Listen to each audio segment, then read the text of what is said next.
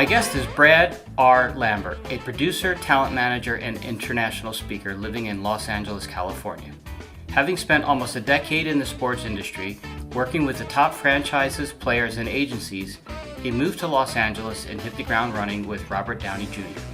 After about a year with the biggest name in Hollywood, he went to Warner Brothers and managed their digital marketing campaigns for 2 years, winning 3 Clio Awards during his tenure. Since leaving Warner Brothers, he became an independent producer, talent manager, and international speaker, working with the top brands, studios, celebrities, artists, and professionals in the industry. Prominent collaboration partners include Walt Disney Studios, Robert Downey Jr., Marvel Studios, Warner Brothers Pictures, Sony Pictures, Universal Pictures, Gary Vaynerchuk, the Russo brothers, Chris Hemsworth, the Pittsburgh Steelers, and more. In 2019, he worked on the marketing campaigns for 2 of the biggest movies of all time, collaborating with Walt Disney Studios and Marvel Studios on the release of Avengers: Endgame, and Sony Pictures and Marvel Studios for the release of Spider-Man: Far From Home. In 2021, he is producing multiple film and TV projects, consulting with major brands and studios, managing talent, writing a book, and speaking all over the world. Please enjoy this episode with Brad R. Lambert.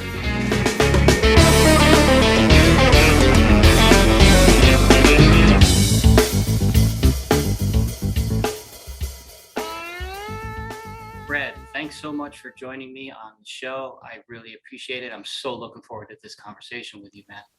It's great to be here, Joe. Thanks for having me, man.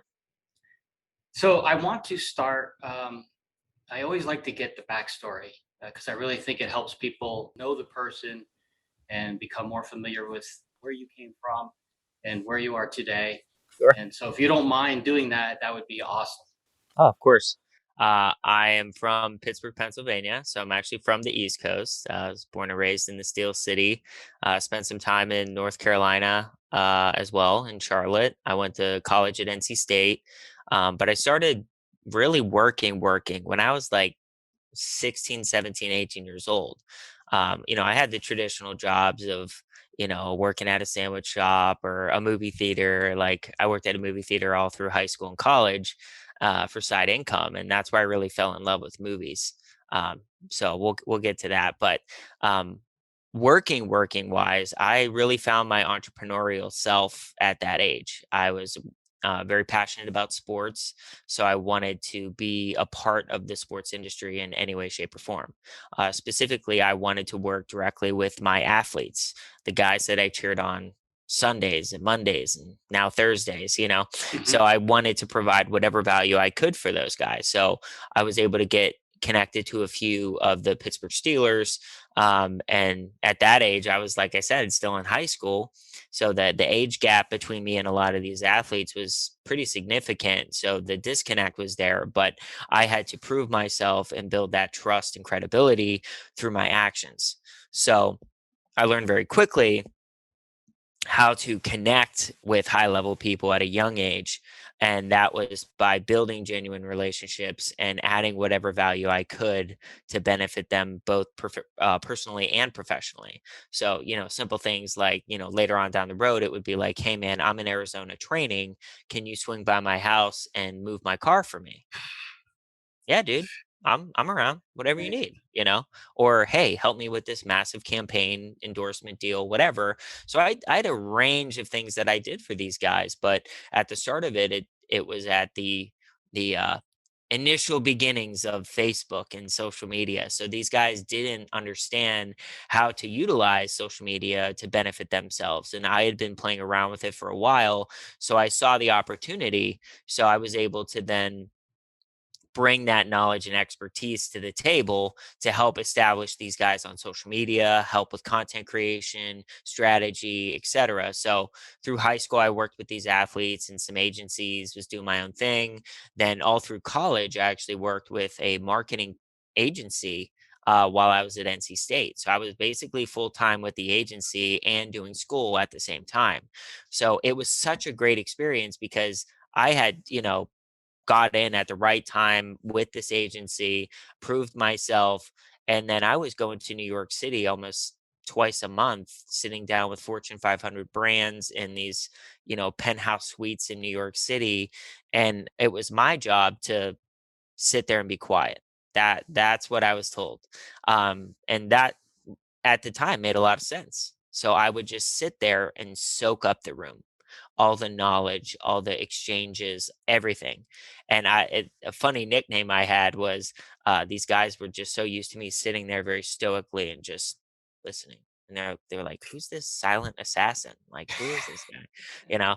But I was just following directions, But now, And obviously, what year was this? Sorry, I don't mean to interrupt. I just want to get a no, not a timeline. problem. I mean, freshman, sophomore year of college, I was working with this agency, maybe even through junior year. I'm not sure, but But I like was young. what year? Like Oh, she's 20, 21. Um, that's how old you were. yeah, so I was 2009, 2010, maybe. Got it. Um, so I was young, and it was start of college for me. So I was, doing school work and then doing work and then traveling and doing both. And it was just such a great experience for me because it got me ahead. It put my feet to the fire and challenged me at an early age, which I love. Like, I'm fearless in that regard. I'll try anything. I'm not afraid to fail.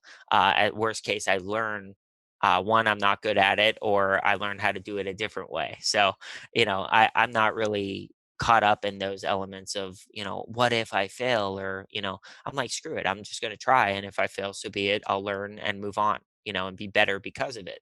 So, um, with that experience, man, like, fast forward to, you know, after school, and I moved back to Pittsburgh to work with, a sports agency. And then 8 months later, I was out in LA working with Robert Downey Jr. and his team. So those elements of that experience from high school to college, where I was working with high level celebrities and professionals and entrepreneurs and things like that, it didn't bother me. So, being in the same room with professional athletes or celebrities or talent like Robert Downey Jr., it doesn't bother me. Like, they're just like us, they're just normal people. They just have high profile jobs and lives in general. So I'm able to build that trust and that credibility because, one, I'm not fangirling, in front of these guys. And two, it's all business. I want to have a genuine relationship with these people. So it's not about, hey, what can you do for me? It's about what I can do for you. And my scale of giving and receiving is so far skewed in giving. And I'm not complaining. I'm just stating a fact. That's how I live my life. And I'm so happy because of it. The relationships I have are just mind blowing. I mean, just from status and success and, credible people, as well as just good people. At the end of the day, that's all that really matters to me. Is like, you could be the most famous, successful person in the world, but if you're not nice or kind to other people, I don't really care to associate with you. And I've had to cut off some big fish, but I don't care. Like, I really don't want to surround myself with that negativity, that ego, or that hate. So my circle is very, specific about who I associate with and who I call a friend and family and so on and so forth. So, I moved out to LA and got my feet wet in the entertainment industry. And going back to what I said earlier about working at a movie theater, I was the guy ripping tickets and cleaning up popcorn and stuff in high school. And I fell in love with that, just going to the movies. And boy, I can't wait to go back when it's safe to do so. But that's where I fell in love with all the different genre of film. Because before I worked at the movies, I was like, oh, just action. But then that opened up my palette to rom-coms and dramas and horrors and literally everything, thrillers, psych thrillers. So now I have an appreciation for all different genres of film and that whole process. So coming out to Los Angeles, I wanted to pursue film, TV, and entertainment as a whole. I never wanted to be the actor, be a star. That was not my goal. I always wanted to be involved, at whatever capacity. So I brought my marketing, my business background out here, and that's what got my start. And I really started to find myself, out here after working with Downey. I went to Warner Brothers and I was managing the marketing campaigns for TV, film, and catalog titles. So that experience really helped me find the producer in me because I was given tasks with large budgets. I had to collaborate with different agencies and teams, and then flex my creative and uh, business muscles to get stuff done. And that was me managing those very high level campaigns for Warner Brothers. So for me, that was like, as a producer, you have to have a good balance of business and creative, and that was me. And I really was like, wow, I can do this. So I actually went on to executive produce um, my first film, which was a horror film. I helped raise, I think it was between $3 to $5 million, which I'd never done before. So that was just, I was grateful to be a part of that project, and just once again, someone threw me an opportunity instead of being afraid of failing or, oh, I don't know how to do this. I was like, give me a few days and let me see what I can muster up. Like, I don't know what I'm doing. I'll figure it out. And I ended up, making a bunch of calls and connecting dots, and we were filming a few months later. So it was just to be a small part of that project, and kind of have that experience now moving forward with the other stuff that I'm doing, from music videos to commercials to, I have a full slate of films right now that I'm working on getting funding for, because they're all independent.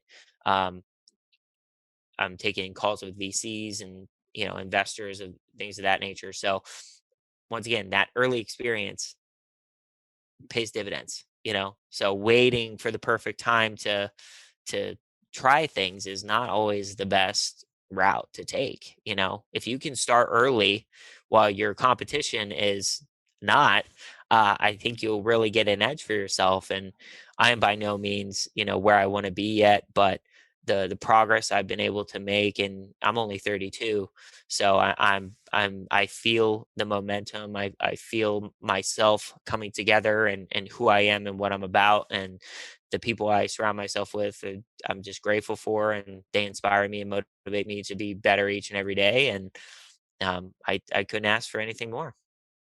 That's incredible. So you're gonna have to forgive me because the part about this that means a lot to me is helping to educate the audience on how you become the type of person that you are, that a lot of people want to be, where they have to put one foot in front of the other and actually go do the stuff Sure. and not overthink it, not overplan it. So I'm going to pull you all the way back to high school because I know what Yeah. I was like in high school. And I played soccer. I was interested in girls.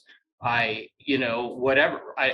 Right. I never had the focus that it sounded like you had. So my first question is, did this come from your parents? Was there something that they instilled in you to say, hey, Brad, you can go out and do anything you want. Just go and you just got to ask. And, how did that Yeah. happen for you? Well, it's funny. The ask bit is so spot on. You'll laugh, but my mom always said, if you don't ask, you don't get.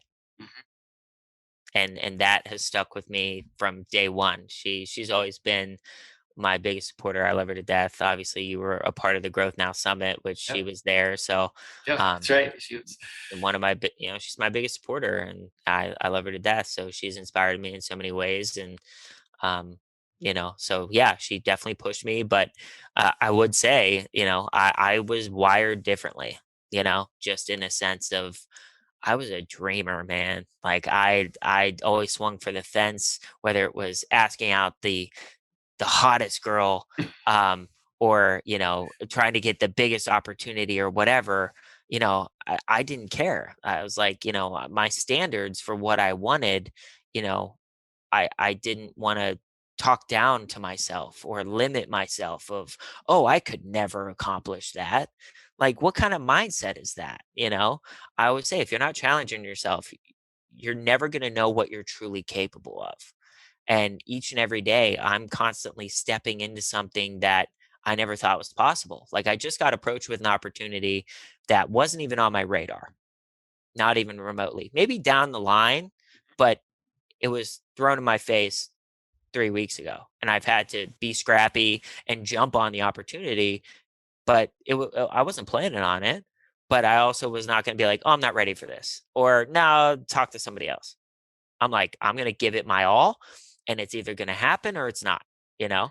And that's how I look at things. So, I'm fairly confident in that project I was just mentioning. It's come along nicely. But what's cool about that project, I'm not going to dive into details, but I was approached for me, get this done. Right. But instead of looking at it like me, la la la, I was like, you know what? I'm going to bring in some heavy hitters and we are going to win together, because including them will take away some stuff for me, but everyone will benefit and the project will be that much better because of it. And I want that to be very clear. I could have done this by myself. But I was like, I could have done a good job, but it wouldn't be what it is right now if I didn't include these other heavy hitters. So it's having that selflessness to step aside, right? And say, you know what? This is what it is. I'm gonna bring in people I care about, people who I have a lot of respect for, who are so talented in their own rights, that are gonna really complement what we're doing or what we're trying to do. And man, the masterpiece that we've kind of put together for this project, I'm so excited about it. But once again, I could have taken the ego approach and made it all about me. And I was like, nope, I'm going to bring in the squad, and we're all going to benefit and win because of it. So it's just that kind of approach where it's like, am I trying to just get it done, or am I trying to go overboard and do the best job possible? And a lot of people want 100% of the credit, whereas not many people are okay with 12%. But 12% of of Something great as yeah, opposed to 100% of something semi, that's I mean, nothing. right, What's 100% of nothing? right. I mean, that's the reality of it. So a lot of people only want to think of themselves, or they want all the limelight and they want all the shine and credit. And it's like, look, at the end of the day, nobody gets anywhere by themselves. And people who say otherwise are either insane, or they're egomaniacs to the point where it's like there's no talking to them. They are who they are. So for me, it's like I never want to be put in that category. I think ego is one of the biggest turnoffs in general. And two, it's one of the biggest inhibitors to success, growth, relationships, period. And being in Hollywood, I'm sure you can imagine the egos that exist here. And it's funny, from people who have no right to have egos here have egos. So it's fascinating to me where, I'm from Pittsburgh. It's a blue collar town. It's a hardworking town. It's a good town. The people are kind, they're giving, they're generous. And, so coming out here, I was very much an alien in a way, because I didn't subscribe to the norms of LA and the behavior and the competition and the wild west nonsense. And I didn't get along with people who played that game, because I'm not going to play that game. I'm not going to cut somebody's legs off to win. That's just not who I am. So that's what allowed me to kind of separate myself and find my lane.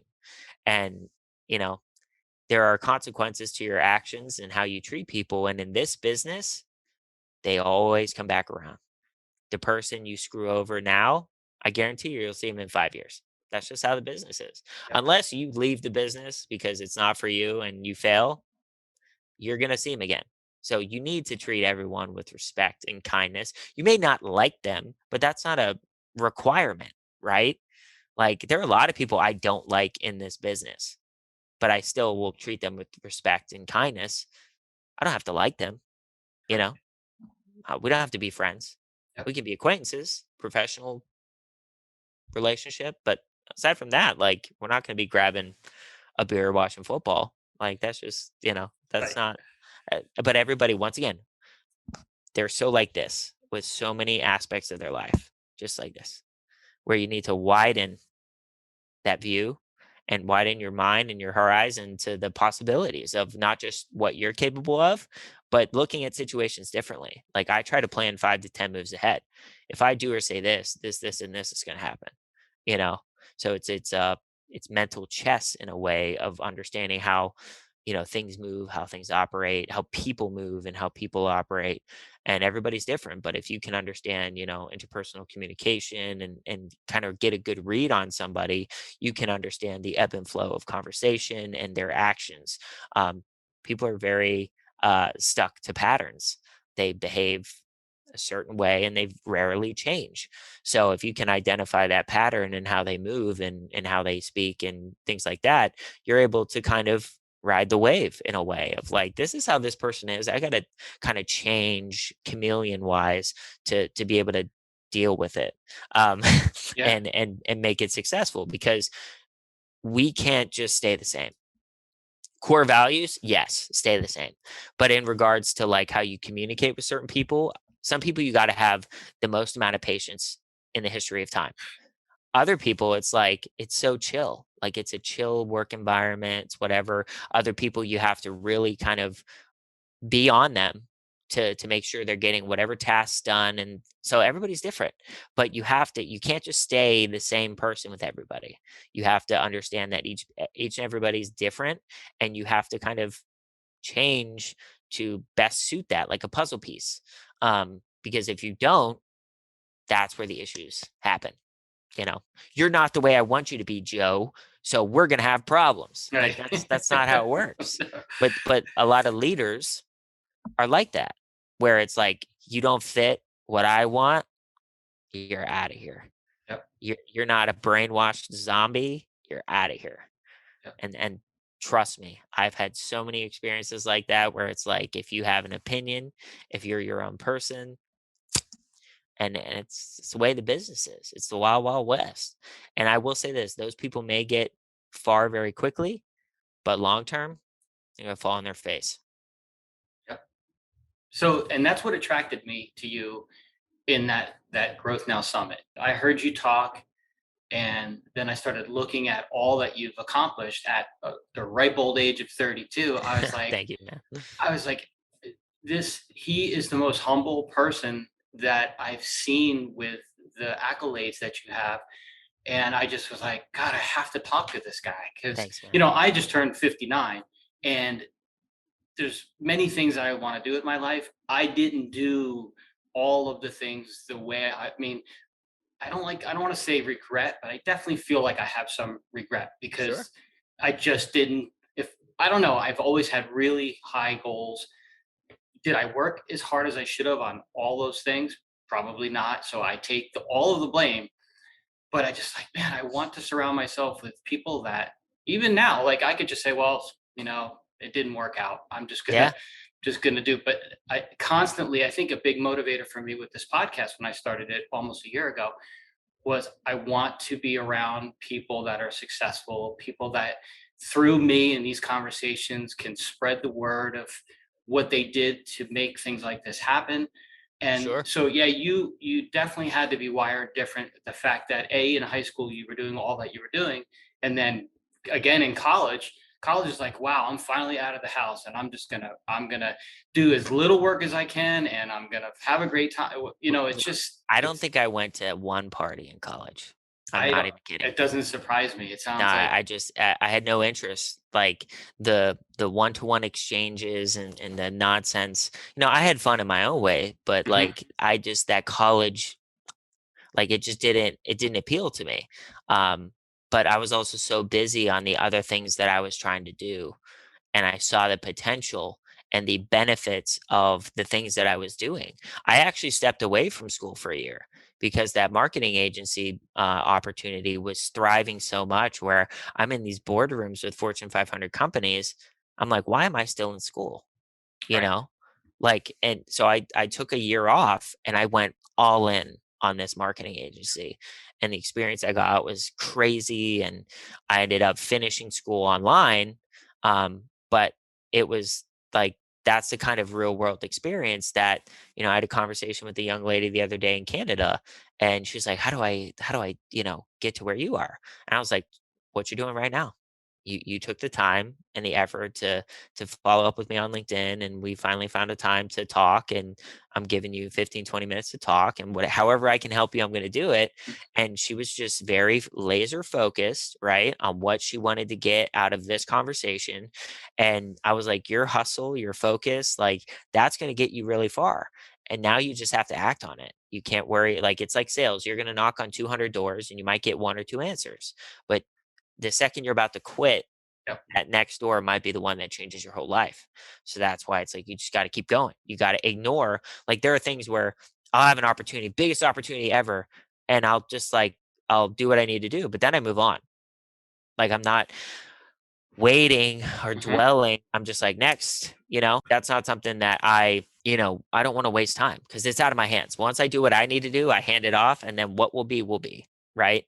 So I'm not going to sit here and be kind of bent out of shape of, oh my gosh, I haven't got one yes. Like I've got so many no's, I've lost count. But that is what we need to do.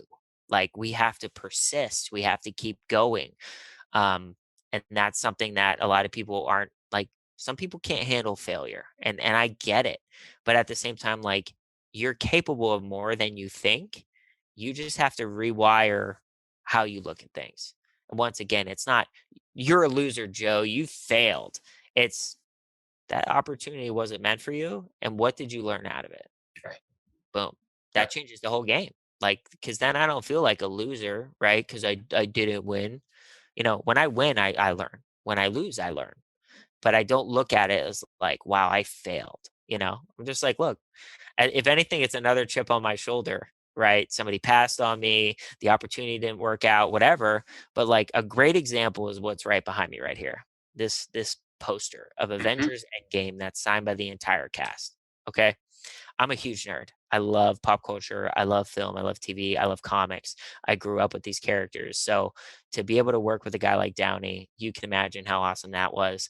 So I wanted to work for Marvel. After Downey, I went to Warner Brothers. And at Warner Brothers, I was working on all these IPs and campaigns and titles that I loved. And I was like, this is so much fun. I would die to like go to Disney and do this for Marvel. I have to do this for Marvel. So I tried, I tried. Even at Downey, I tried to get a job at Marvel and I came second place. And then when I was at WB, I had, I think, two tries where I came second place. And I was just like, oh, it's not working, you know? Hmm. And a lot of people would have just given up on that dream. It's never going to happen. I'm never going to work for Marvel. I'm never going to work for Disney. It's just not meant to be. But I was like, all right, fine. So I'm going to create my own path. That's what I did.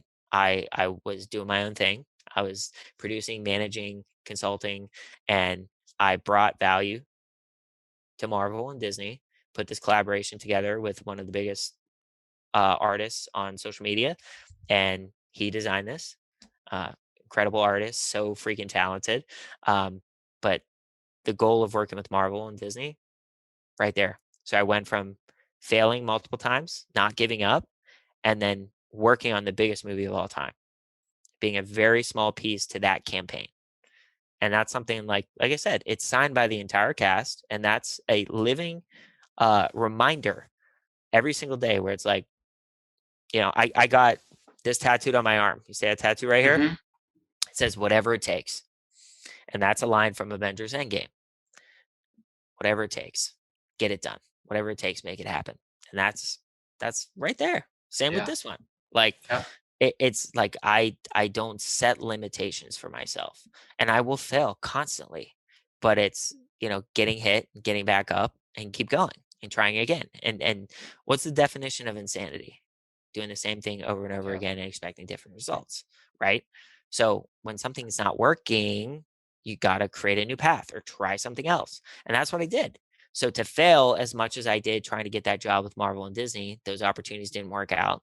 I went out and did my own thing, created my own path, and ended up working on Avengers Endgame, being part of that marketing campaign. And then I followed that up with working on Spider-Man Far From Home with Sony Pictures. And I grew up with Spider-Man. So that was an unbelievable experience for me. So once again, like chasing your passions, adding whatever value you can around those passions, and staying consistent and persistent with that approach. And that was my goal. Like Disney, Sony, Universal, what value can I bring to your campaign to make it the best campaign ever? Hmm. Like, and that's how I looked at things. I look at things from a broad standpoint of, okay, there's an opportunity here. I'm going to try to fill that hole with value, you know? But a lot of people are like, I need you to tell me what you need me to do. Right. It's like, no, you got to be scrappy and self-starting in that regard, where it's like, I followed this artist for so long. I knew what he was capable of. I knew he had a huge following. So working with WB, I knew I paid creative agencies a lot of money to create assets for campaigns, and then they would deliver the assets and that would be it. So I was like, why not pay an artist who has almost 1 million followers to do art with the demographic that's your target market, right? So the value there was way more than what it would be with a creative agency. The value was, the creative agency doesn't have 1 million followers that they'll post and push it out. So not that Disney needs the extra 1 million followers, but if you're going to pay for it either way, Sure. why not be smart about it and get the most bang for your buck? And that was the approach. I brought creatives, influencers, talent to the table who could add a unique twist to these campaigns where, working on them as much as I did for 2 years at WB, a lot of the content looks the same. It's the same countdown images, memes, quote images, static images, trailers, same thing. So what can we do to make it different? That's how you make it different. So it's finding those opportunities and trying to be self-starting in a way of, I recognize talent. I'm going to go out and get that talent and do whatever I can to help that person. It's a win-win, right? Yeah. And that's, I'm going to bring value. You're going to bring your talents and we're going to win together. That's it. And that it's that simple. But a lot of people, once again, they want all the light. They want all the credit.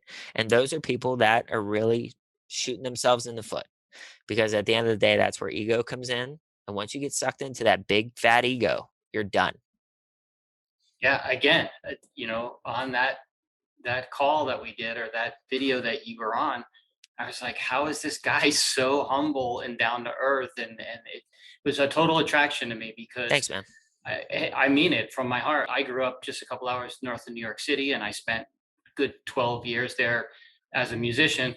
And I've been to LA doing auditions where I was the guy from out of town, and I've seen the egos on both sides of the coast, and I get it. And for you to be the way you are and be in this business for as long as you have been, and still you are who you are, that's a, you should pat yourself on the back for that, because Thanks, that's man. a big thing. Well, So I a big thing is, your reputation is everything. mhm, So when you let ego come into play, you're really, once again, shooting yourself in the foot, and yeah, your reputation will take a massive hit because of it.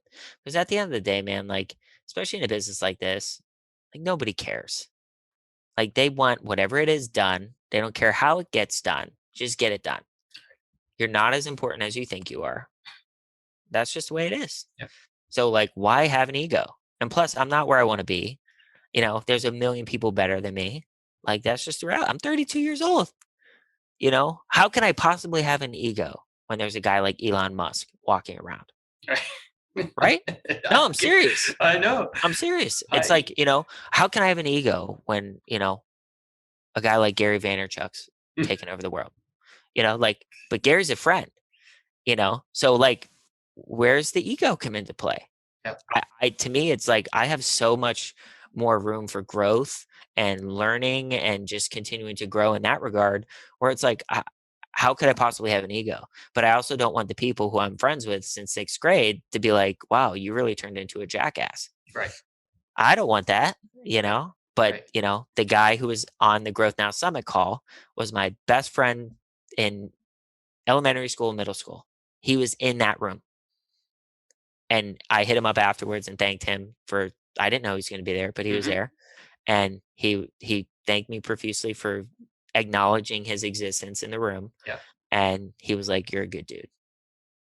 My best friend from elementary school and middle it's school just crazy. said I was a good dude. Yep. After all the time that passed, Mhm. all the experiences I've had, boom. But I'm not perfect. I make mistakes, but it's never done in a I'm better than you know, way. I don't believe in that. We may have a bad exchange. You may catch me on a rough day. We're human. But there's a difference between a mistake in an exchange and just being a pompous ass, right? Huge difference. Yeah, And if you look hard enough, you'll see the difference. But I try so hard to make sure every interaction that I have is a good one. And it's not just about, I gotta make myself look so cool in this chat. It's like, I want Joe to really enjoy this conversation and have good things to say about me, hopefully on the end. That's my goal. But if I'm here like, Joe, you are a worthless dude. Like, I mean, come on. Like, it's just like, Joe, you wouldn't understand. I'm in the big leagues, Right, bro. you're right. Like, it's just, I don't, it drives me crazy because I've experienced it so much with egos on the people that I've interacted with. And it's such a turnoff where you're just like, you won't even look at me in the face or you won't talk to me. You have to talk to me through somebody else. I just like, I don't care. I don't care who you are. I don't want to deal with that. I'm a human just like you. You're in a high profile position. That's the only difference. That's it. So yeah, I mean, there's nothing to have an ego about. Like I'm nowhere where I want to be yet.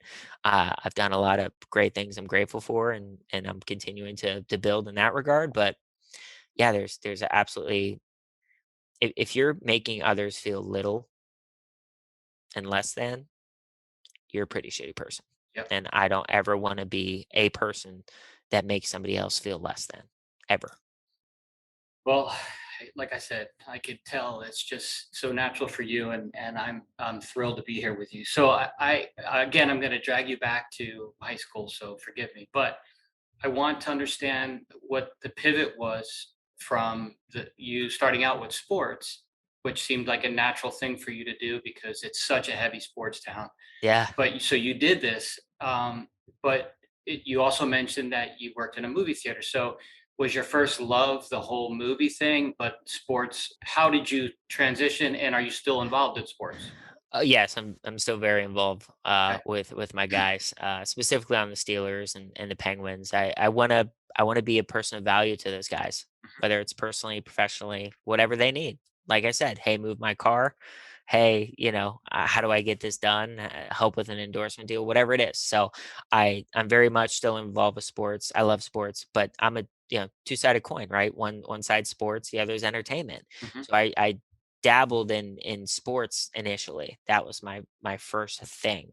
And I got to the point where I was like, man, I'm like 24, 25. If I don't pursue this other thing, I might miss my window. And that's when I had the opportunity to move out here and work with Downey and his team. And that's where I went heavy into entertainment. So, but what's great about entertainment is like you could very well pull sports into it. Like Yep. sports is under the entertainment umbrella. So I don't really look at them separate. Obviously, I started in sports initially, but once you're in entertainment, fashion, gaming, TV, film, music, sports. I mean, my goodness, you could everything falls under that. Mhm. So that's what's exciting to me is when I was, in a smaller town like Charlotte, I knew a lot of people. And then when I went to Pittsburgh, I really built a lot of crazy relationships. And once again, this is not networking. I want to be very clear. It's actually building genuine relationships with people, whether they're not famous or famous. Like it's the same. It's consistent. But it was more of like, how can I build? How quickly can I build in a bigger city like Pittsburgh, right? And in 8 months, I I from the top of the Steelers organization to heavy hitters in the Penguins organization to Lynn Swan, like huge names, and we're talking like personal relationships with these people, and that showed me like if I ever go to a big city and live in New York or LA, I could really get stuff done. So when I came out to LA, that was my goal. What can I accomplish in LA? Who can I get connected to and build relationships with, and what could we accomplish together, right?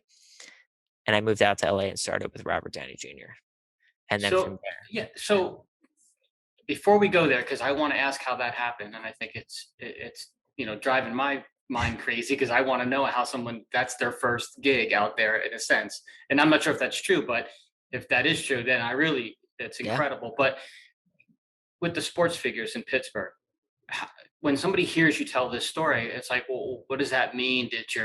Did someone in your family know somebody and allowed you to stand on the sideline one day? Or like, how do you get in front of these people? What's the connection that you used to kind of stack on all these people that yeah. you would meet? I mean, Well, stacking on is a good way to put it because at the end of the day, we are our own brand, yeah. right? Absolutely. So from me starting at 16, 17, 18 years old and working with professional athletes and the Steelers, I've been around that organization since like 2005, 2006, consistently. Hmm. It's 2021. So that's a long time being around the team, the players, the ownership, the coach. Like, But how did you do that? Like, what well, does that mean? Because I'm once, I yeah, live out in Arizona, so I go to the Cardinals games. once But you get once you get connected to one, and right. back when I got connected, it was I literally was able to connect through the phone book. Like it was that kind of scrappy thinking that I was able to, at the time phone books were still a thing, Hmm. and one thing led to another, got connected to somebody else, and that was it. But now it's DMs or introductions through contacts, but you have to be able to introduce yourself in a wow manner, right?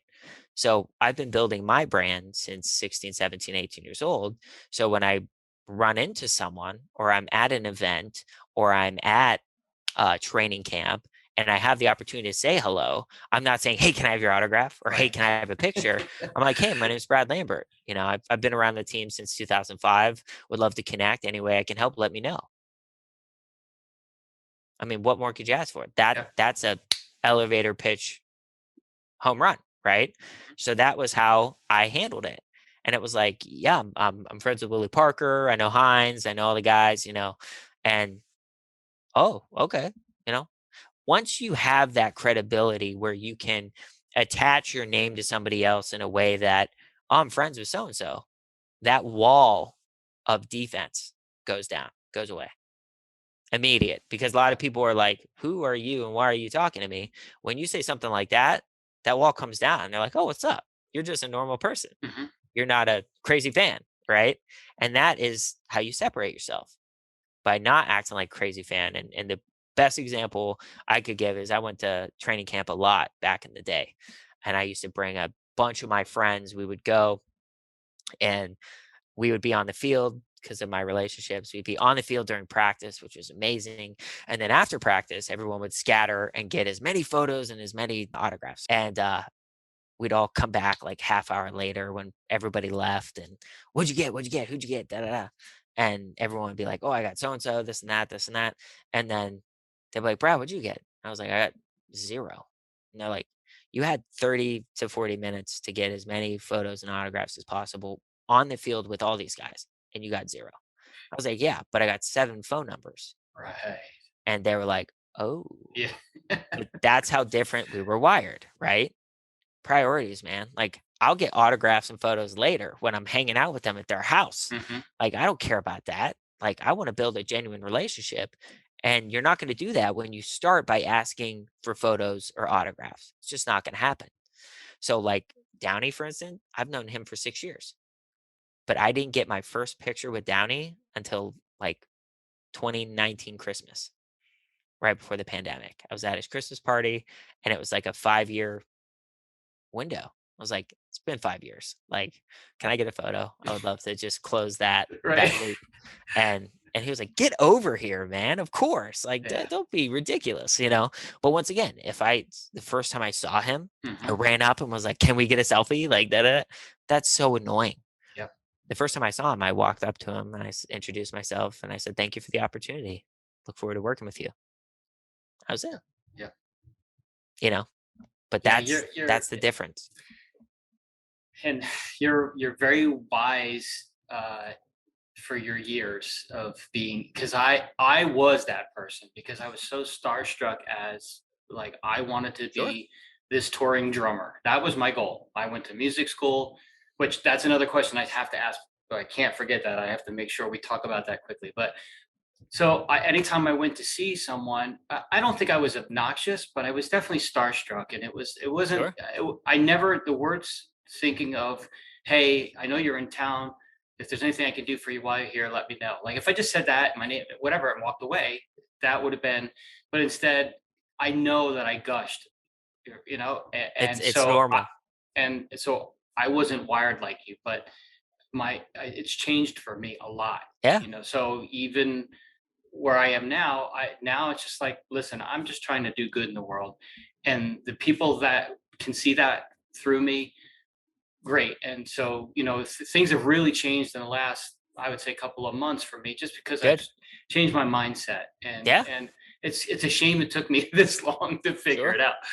But at least I figured it out before it's too late. So Everybody has their own yeah, time, man, their yeah, own path, their own way of yep, living. I mean, it's not a competition. I mean, my way of thinking wasn't always right, I mean, it's just the reality of it. I missed out on a lot because of the way I've been wired. hmm, And I wouldn't change it, but it's not all rainbows and unicorns, you know what I mean? It's just it's tough, yep, so it's I don't want you to, or anybody for that matter, to think, "Oh, I don't think like Brad. I failed," or "Oh, I waited till I was 59 years old to get this." It's like it's not a competition. yeah, Like, it's yeah. So I don't subscribe to that kind of stuff. But yeah, I mean, it was the relationships are what matter, and when you deal with high level people, they don't really have genuine relationships yep, because they're high level people. A yep, lot of people want stuff. mm, So when you come at it almost obnoxiously, like, "What can I do for you? How can I help?" They're like, "Wow, this is refreshing." yeah, throws them You know, off. "How are you?" Yeah, Like, "How are you?" Like, who's asking them that, But that's the difference, yeah, and that's at the end of the day, these are normal people and they just want to feel normal sometimes. yeah, And that's what I try to give. It's like, let's go back to the house and play Madden till our eyes bleed. Like that's the kind of like normalcy I want these guys. Most of them are young, man. yeah, Like 20, 21 years old. I'm the old man now at 32. When I was 17, 18, when I first met these guys, now I'm the old guy. mhm, So like, but that trust that I have, and just try to help, man, give them opportunities, and keep them away from certain things early in their career. Some of them don't want to hear it, and I've yep, lost relationships because I've been brutally honest from a professional standpoint of like, yo, this is not the good move for your brand and your business moving forward. And some of them are like, see you later. I'm like, mhm, okay. But at the end of the day, it was all love. yep, I didn't get anything out of it. So it's being honest and transparent and truly having their best interest in mind. And just anybody I work with, I try to really, care and show that I care. But the one thing too is empathy is so important. A lot of people aren't empathetic enough. They don't look at people and read that they're sad or they're stressed or they're anxious or whatever and then react accordingly. They only care about themselves and what they want out of a situation, and that's it. But you have to acknowledge these things and you have to care about how other people are feeling, because if you can identify, oh wow, look at Joe, he looks like a little down today. I'm going to hit him up, you know. Makes a difference. yeah, I've had people on Twitter just, "Oh, my life sucks. I'm having a horrible day. Getting out of bed is hard." I call them. "How are you? Talk to me. I'm here." Or I send them a message. "Hey, sending good vibes. I'm here if you need to talk. You're not alone. You're loved." Whatever. Everybody's going through it, man. But yeah, if you just stay about yourself, you know, and one person that I did do that to recently hit me up. It's like that meant a lot to me because I was struggling. yeah, And that little text that you sent me, a text, Joe. yeah, You know how long that took me? 30 right, seconds. right. I But think once you brought again, that up on the call on the yeah, summit. Yeah, but that's the difference. It's like a lot of people think they're too important or too right. busy, too arrogant, too ignorant to do these little simple things. Where in reality, if everyone did the little extra, the simple things that we overlook or don't want to take the time to do, the world would be a much kinder, happier place. Um, but that's the issue. And that's like, naive of me to think, but I'm trying to make that the norm. I'm trying to show people that those little things that you do mean something. Um, and it matters, especially when everyone's dealing with a global pandemic. So, I think hearing that someone appreciates you, or like you reaching out to me after the event, like that was awesome. That made my day. Like anybody who wants to hear me speak, I'm like, wow, okay, cool, thanks. So it's the little things, and a Yeah, lot of people don't care to acknowledge those things or give those little things its due, and I think that's where the problem lies. yeah, I agree with you so much. Um, okay, so you get done with college, you what is the catalyst in the plan? Like, what groundwork was laid so that you literally could move to LA and hit the ground running? And not only that, but work with somebody like Robert Downey Jr. From a very young age, I was trying to surround myself with people who I admire and who inspire me. That's like just not because I wanted anything, other just to be a part of their lives. Hmm. Like, and that's what I constantly did since I was young. And I build genuine relationships because of that. It's not, I need something, da da da. Da. And when I don't get what I need, I'm out. Like, that's not what we're talking about, people. Like, we're talking like, enter a relationship genuinely. You're not expecting anything. If you get something, great. Hallelujah. Good for you. But if you don't get something, that doesn't mean you're bailing and you're out of there and you never talk to that person again. That's not a genuine relationship if that's what you're doing. Period. Yep. So I've constantly tried to surround myself with people who I admire. They could be massive celebrities, they could be professional athletes, they could be someone who works at the grocery store down the street. And they're a good person. Or they could be an artist who's just so ridiculously talented it blows my mind. Like, I don't have ulterior motives. I just want to surround myself with amazing, good people. Period. So, with that mindset, my network is pretty robust and I have some pretty incredible people in my life. And I got connected to someone and he opened a door for me. And that was it.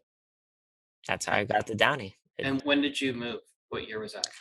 2015, I think. Yeah, because I've been in LA 6 years. So it was So, February of 2015. and when you moved out there, you literally had this gig ready. You Yeah, just landed, got an apartment or whatever, and you started working with Robert Downey Jr. right away. Yep. That's But incredible. that's an example of some of the amazing things that can happen Yeah. when you lead with kindness, you add value, you build genuine relationships, and when all those things add up, man, it gets to a point where people are like, "All right, you've done so much for me. What can I do for you?" Mhm. Like unless they are the worst type of person, they're probably going to say that to some extent. Like I said it last night to somebody who's helped me out with a project. I'm like, what can I do for you? How can I help you? Any phone calls, emails, whatever, I'll do what I can. No promises, but I'll try to help you. It's just human nature. Yeah. Like, we all have the ability to help someone. But if you don't ask, right? Going back to Hmm. the start of this Hmm. conversation, if you don't ask, you don't get. Yeah. So that's the whole thing where it's like, some people are too afraid to ask. Some people are too in their head about asking. But it's like, if you ask them, then they feel more comfortable to be like, you know what? I've been really struggling with XYZ. Yeah. Like that young lady who reached out to me on LinkedIn. Can I talk to you for 15 minutes, please? Who the hell am I? Yeah, of course. We did it, That's And cool. she emailed me the next morning and was like, I'm so driven and motivated from our conversation. I've emailed 200 people today. Da, da, da, da. Yeah. Good. Keep going. Get it. You know, but I want to have an impact. I want to be a source of positivity and kindness. And, people are going to talk crap about you one way or another, but make them look really stupid to talk crap about someone who's doing that kind of stuff. Right. Yeah. Like, are you seriously having this conversation about that person right now? All that they're doing? Really? Okay. Yeah. Good for you. But that's the thing. It's everybody's gonna have their opinions. They're gonna hate. The peanut gallery is very large. But that's the thing. It's like those people are unhappy with themselves, their lives, and they feel better about themselves by talking crap about other people. That's not my thing. I don't do that. I don't care to do that. But those people are broken and hurting in their own rights, and they'll do what they do.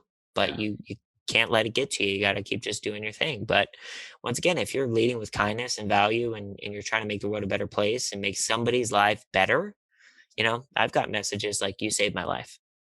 Yeah. That's What? Yeah. You just need one of those, and then you go, all right, I know what I'm But doing. that's my thing. It's like some bigger people would look at this podcast and be like, this isn't Joe Rogan. Why am I going to waste my time? It's like, if I impact one person, even if it's you, Joe, with this conversation, it was worth my time. Well, it's so funny because you were probably going to be the only guest in this whole year that I've done this that I was going to ask, what made you say yes? That right there. That's Okay. it. Like Cool. I look at these, I try to do as many of these as I can. Hmm. And yeah, I'm busy, whatever. But like, once again, what's 15, 30 an hour to do a podcast that will live forever on the internet? Hmm. So I could impact someone 10 years from now, Yep. or I can impact someone today. Like that's the, once again, broader mindset, looking at the big picture. Because, dude, I have people from different continents, like places I've never even heard of, who found me on social media, who follow me, and then literally, one guy in particular, is his name's Yasser, and he listens and watches all my stuff, and then he sends me these beautifully written messages of his thoughts and of these, like, what he got out of it. And I just sit back every time like, wow, That's like this cool. guy who I've never met before, in a place I've never been to, like we're not connected other than social media.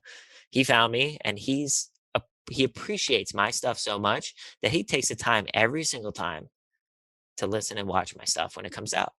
So he'll watch this, and he'll hear me talking about him. What's up, Yasser? But That's cool. that's like, that's why I do this, man. It's Yep. just like, he's so impacted by what I have to say, and that's a mind-blowing thing to say. Like, Yep. for me, like, I'm just trying to be honest and tell my story, and hopefully it helps impact somebody else in a positive way. But when you really get in that groove of hearing from people, and you motivated them or you inspired them, like I spoke at Columbia College Hollywood about a month ago, and some of the responses afterwards from the students were like, "You gave me the confidence to pursue my dreams." That's Are you powerful. kidding me? Yeah. Like like, how selfish would I have to be as a human being to not do what I do if that's the response I'm getting? Even if it's one person. Yep. Yeah, it's How incredible. idiotically selfish is that? Yep. But once again, I'm not here saying, "Joe, if you do XYZ, you'll be a billionaire." Like, I'm not that person, man. I'm not trying to hawk a class at you, or, Yep. get you to pay my, like, I'm trying to teach foundational skills that have been completely lost in this generation. Completely Yep. lost. And Gen Z, they're even worse. Like, they have it off worse. So I'm trying to fix this, and also instill this into the up and coming Mhm. generation. I'm even writing a children's book right now to instill these core values at a very young age. So I'm trying to get this back into where the world was, I it's not such a hateful and nasty place. Like, Yeah. I had someone slip in my DMs the other day and just say the nastiest shit to me. And I was just like, how am I going to respond to this? And I responded with, "Thank you so much. Appreciate the love." And with like a flex emoji, right? And that person laughed with a bunch of emojis, and I haven't heard from them again. Yep. So I gave them the attention they were looking for, Yep. and I also probably shook them to their core because they wanted a shouting match, and instead I, like, self-destructed their brain because I hit them with that. Yep. Okay. I've had people do that, where I hit them with kindness, kill them with kindness, right? Kill them with kindness, da, da, Mhm. da. And you do that, and they're like, "Oh my gosh, I love your content." I'm like, "Whoa, whoa, what happened to Yeah, the," you know? right. Or they follow me right after. They Right. follow me right after, like, "Oh my gosh," you know? But that's like, once again, these people are just broken, and Yeah. they're hurting, and I feel for them, and I hope they can find their happiness and their path. And but it's not by being hateful and nasty to other people. If you're actively going out of your way to sabotage and bring other people down, or make other people feel less than, you are broken, Yeah. and you need to do a lot of soul searching, because whatever you're doing is not working. Yep. And I promise you, you're not going to get to where you want to go by going down this path. You may feel really powerful and cool about yourself, but at the end of the day, nobody else thinks you're cool, and nobody else likes you. Yep. That's the reality of it. Yeah. It's just so I want to respect your time because we're getting close, and I literally could go on, and I have so much that we never got to, but um, I want to. God, there's so much we didn't get to. I want to talk about your book because you mentioned it on the summit, and so is that something different than the children's book, or that is the book? No, that's the book. I'm Okay. starting with a children's series. I'm partnered with a phenomenal artist in Sweden that I found years ago on social media. Once again, I'm trying to surround myself with people who I admire and who inspire me. I found her work 2 years ago, and I knew from the onset of finding her, I was like, there's something there, and I'm gonna figure it out. She's just phenomenal, and here we are right now, and she's doing all the illustrations for the book. So it's just one of those things where it's, show love, support other people, and good things happen. And if something doesn't happen, you're still okay because you're connected with that person, and you have those conversations and the happiness exchanges that's what makes life worth living. And that's, a lot of people want the transactional stuff, and yeah, it's great, but at the same time, it's not everything. So many people have the transactions, but they have no soul. So what's the point of that? How much can you share about the book? Whatever Yeah, you want. it's pretty straightforward. I mean, it's a picture book for kids, so it's very entry level in that regard. I want to kind of put it in the same category as like, a Dr. Seuss reading level. Like, Cool. it's very basic. Okay. It's not a rhyme book, but it is very basic in that sense. I'm not a a professional writer or anything, so for me to put my words on paper and do this is once again, I'm stepping out of my comfort zone to do this because I feel like I could hopefully potentially impact someone in a positive way. So I've created this little universe with, my dog is the main character, Champ, and he's a boxer, and he's my child. I love him to death. So he and his friends are going to be teaching these valuable lessons to whoever reads the book. And the first book's about kindness. So it's going to be Champ giving examples of how to be kind. And we're talking basic stuff like helping someone in need, complimenting someone, defending someone in front of a bully. Very basic stuff. No one's asking you to move mountains. Basic stuff. Give someone a gift. Like, it's just basic stuff. And that's, I think, from that digestible level of those basic tasks at a young age, people will get that. Compliment someone. I like your shirt. Oh, thanks. I appreciate that. Or, oh, my kite is stuck in a tree. Uh, I wish someone would help me. Hey, Oh, got you. I'm there. But that's the thing, man. A lot of people look the other way, and that's the problem. So if I can, the artwork she's doing is so incredible. It's like I compare it to like the likes of Pixar and Disney. Like, she's just so amazing. So the illustrations are going to be out of this world. So as long as I don't screw up the basic story, I think we'll be okay. and when's it due out? Man, I'm juggling so many different projects. I'm trying to get it done as soon as possible. Okay. She has a lot going on, so we're all kind of just doing the best we can with the time. I'd love to get it out in the next, 3 to 6 months. Um, but once again, I'm hoping for a series where you'll see all these different characters and multiple books, and it's been cool because I've incorporated my previous pets, dogs that I are no longer with us for me. I have pets of dear friends of mine that are basically family that passed away that I put in the book out of love and respect for them so they can live forever. So it's just really cool to have that control to tell my own story. And everybody plays a role. There's a significance to every character in the book. And I think it'll be fun for people to enjoy these unique characters, and the illustrations really bring them to life. And that's I can't credit her enough. Her name's Vixie Arts on Instagram. She's phenomenal. Her real name's Hedvig, and she's in Sweden, and she's amazing. So, um, any updates I get from her, I always puts a smile on my face because she's just talented. And that's one thing as a manager, as a producer, I'd like to think I have a good eye for talent, whether it be for sports or music or anything. I just have a good uh, grasp on that because I look at the big picture, whether it's from your brand or your talent in general or the potential you're being underutilized, whatever. And she's definitely one that is just so gifted and talented. And any way I can help her grow and win, like we're winning together on this book. So it's a cool project. I'm excited. And like I said, if one kid reads it and gets something out of it, I've done my job. But it's also cool to do it for my dog Champ, and Yeah. to see him as a cartoon character is pretty cool. So I'll That's send you awesome. some images offline, and you can get a first look. I would love it. I would love it. All right, cool. So again, we're right you at the had you had one question. You said I can't forget. I know, but I don't want to keep you because I'm good. okay. So okay, you promise. Yeah, yeah. I'm good till one Okay, 30. So okay.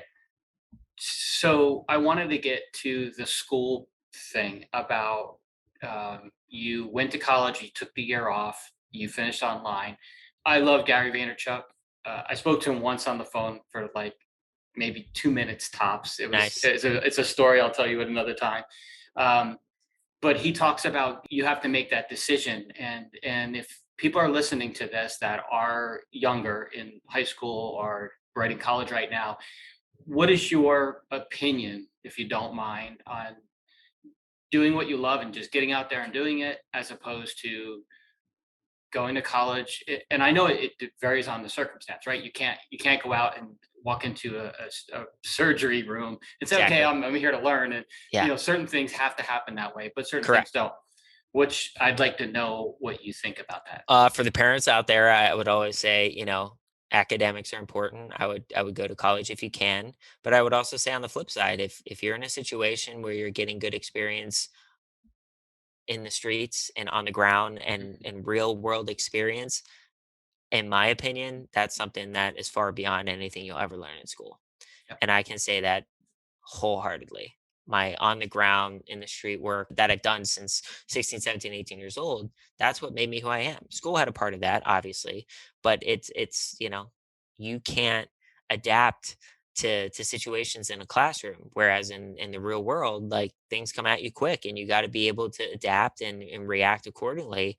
And that experience that you challenge yourself at an early age. I mean, there are high school kids where I'm like, get out there. Like, what are you waiting for? Start. Like, now has never been a better time to do your own thing because you have Google, you have YouTube, you have all of social media, you have Masterclass, you have all these tools that you can leverage to do your own thing. Whether you're consulting, whether you want to be a music artist, like there are so many tools that, like with our iPhones now, shoots in 4K. You don't even need a crew anymore. Like it literally is so easy to do your own thing. So now I would say if it makes sense for you and you have support around you financially and good people who are going to help you when you fall, give it a shot. But if you don't, go to college, do what you need to do, get your degree and move forward. But like some people truly are wired for entrepreneurship. Mhm. And I was that person. And when I put myself in 9 to 5s, I did great work, but I was never happy. And that is like I need to be doing 57 things a day. Like that truly is like how I'm wired. So it's not for everybody, and that's okay. Everybody's wired differently. That's what we've been talking about since we started. Mhm. But you have to understand deep within yourself who you are and what you are, and only you can say that, right? So other people will be like, go to school, but if you know that that's not your path, go do your path. Yeah. Like listen, but don't let it get to you in a way of like, oh, because you'll truly know. You will. I had people say that was the worst idea I ever had to step away from school. I don't regret it in the least because I went back and finished online anyway. But I do think about if I just did my own thing from the get go and never went to college, where would I be? Mhm. That's a scary good thought in a way Mhm. because I wouldn't have had the school quote unquote distraction. I would have been able to stay focused in the areas where I wanted to build and I wanted to grow, you know? And a lot of the most successful people in the world didn't go to school, in certain areas. Obviously, if you want to be a doctor, you got to go to med school. Mhm. Okay, get that. If you want to build rocket ships, it's different. But it's a different world now. If you asked me this question 5 years ago, I would have had a different answer. But now, like, if you're a dreamer, go dream. You have one life to live. I don't want you to live with any regrets. And once again, your path, your time is different from everybody else. So if you're 59 years old, that doesn't mean you've missed out on your opportunities and your dreams. Um, there are parts of me and some days where I'm like, man, I'm 32, I'm failing. I'm not kidding.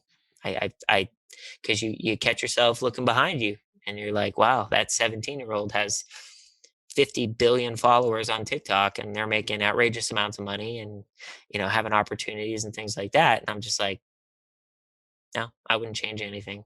So we are who See, we that's are. cool. Yeah, see, that's cool. You don't want to be inside my head. I'm still trying to clean out all that No, stuff. but that's what I'm saying. Like, I read a post, it's like yesterday. I'm gonna see if I can pull it up really fast. Because it was really insightful on this regard. It says at age 23, Tina Fey was working at a YMCA. At age 23, Oprah was fired from her first reporting job.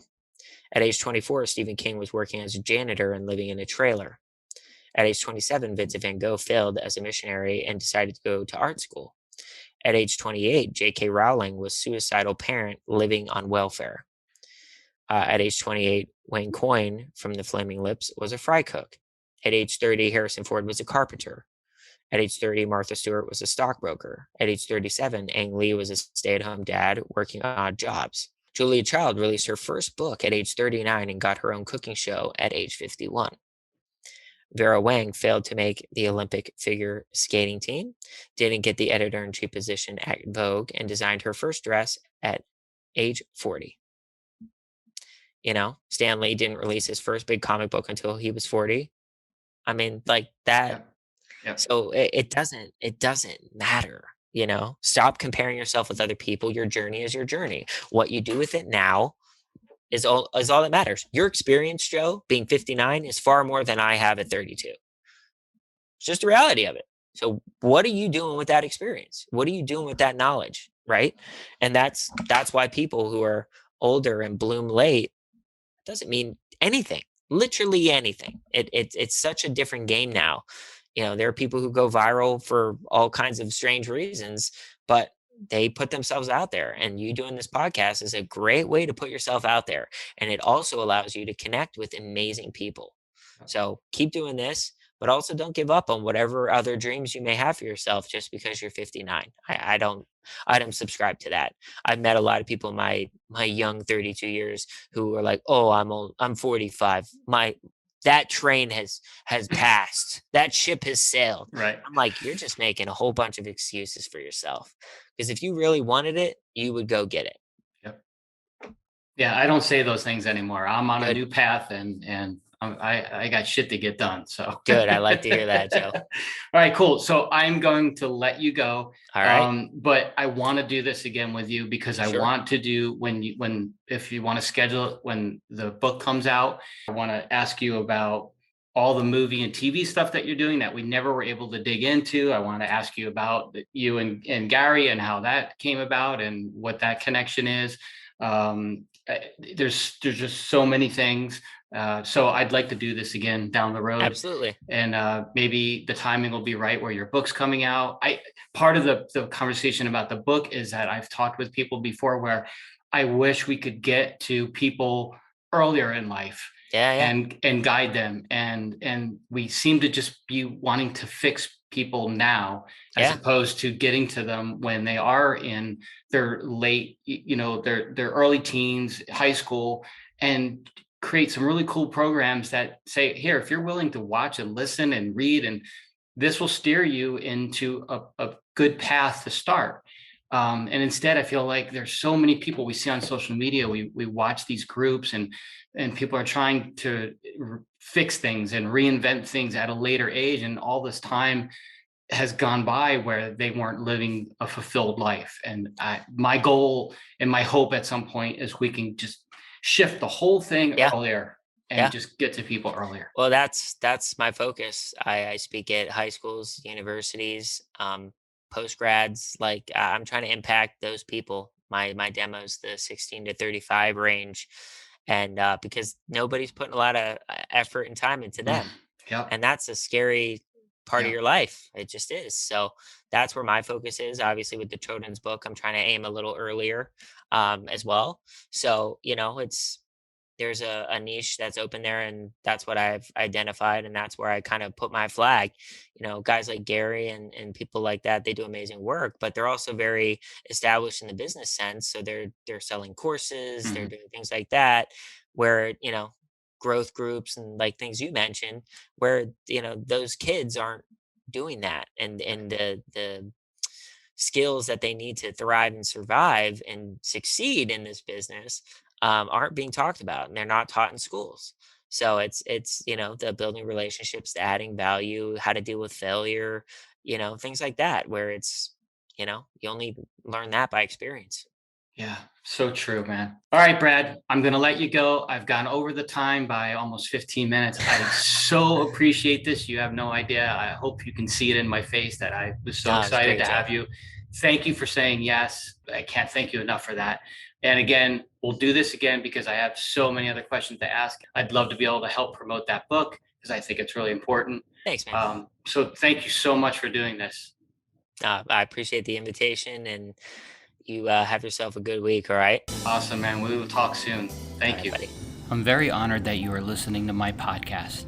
And if you really like what you are hearing, please rate it. And if you have the time to write a review, I would be very grateful for that. Thank you so much. Join me again for future episodes.